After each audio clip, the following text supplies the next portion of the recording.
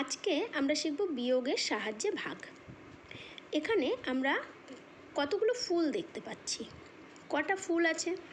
1 2 3 4 5 6 7 8 9, মোট 9টা ফুল আছে এখানে। এবার তোমার কাছে এই 9টা ফুল রয়েছে। তোমার কাছে তোমার বাবা চাইছে, তোমার মা চাইছে, তোমার বোন চাইছে। তো তুমি প্রত্যেককে 3টে করে ফুল দিতে চাও, ওরা 3টে করেই ফুল চাইছে। এবার তুমি কিভাবে করবে দেখো। প্রথমে 3টে ফুল তুমি তোমার বাবাকে দিলে, তাহলে তোমার কাছে টোটাল ফুল কটা ছিল? প্রথমে 9টা। 9টার থেকে 3টে তুমি বাবাকে দিয়ে দিলে, কটা থাকলো তোমার কাছে ফুল? 6টা।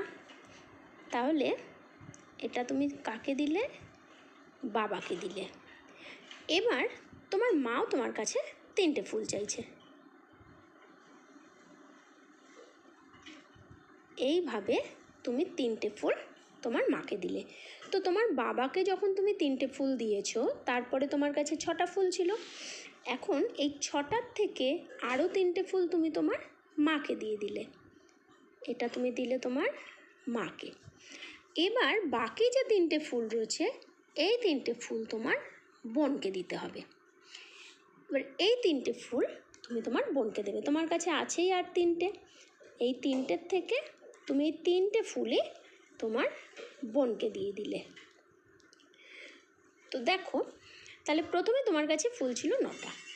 9টার থেকে তুমি 3টে তোমার বাবাকে দিলে, তাহলে প্রথমে এই একবার তুমি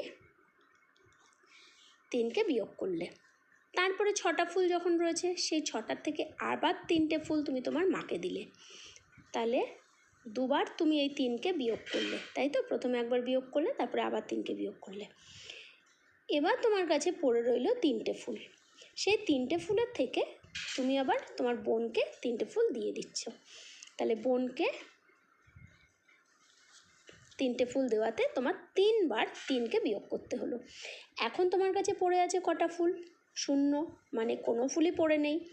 তাহলে আমি কি করলাম, আমার কাছে মোট 9টা ফুল ছিল। 9টা ফুলের থেকে আমি 3টে করে আমি 3 জনকে দিলাম। অর্থাৎ আমি এই 9টা ফুল কজনের মধ্যে ভাগ করে দিতে পারি? 3 জনের মধ্যে ভাগ করে দিতে পারি। তো এবার আমরা শেষে লিখব নির্ণেয় ভাগফল 3। ঠিক আছে? যেহেতু আমরা 3বার বিয়োগ করেছি, অর্থাৎ আমাদের মনে রাখতে হবে